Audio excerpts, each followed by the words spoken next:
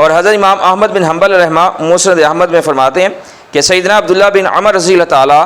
عنہما اپنے بالغ بچوں کو سوتے وقت یہ کلمات پڑھنے کی تلقین فرماتے: بسم اللہ اعوذ بکلمات اللہ التامۃ من غضبہ وعقابہ وشر عبادہ ومن ہمزات الشیاطین وان یحضرون۔ اور ان میں سے جو نابالغ ہوتے اور جو یہ یاد نہ کر سکتے تو سیدنا عبداللہ بن عمر رضی اللہ تعالیٰ عنہ ان کلمات کو لکھ کر تویز بچوں کے گلے میں ڈال دیتے تھے۔ پتہ چلا کہ تویز گلے میں ڈالنا شرک نہیں ہے، ویسے اس کو پڑھ کر دم کرنا یہ بھی شرک نہیں ہے۔ اور سیدنا سعید بن مسیب رضی اللہ عنہ فرماتے ہیں کہ قرآنی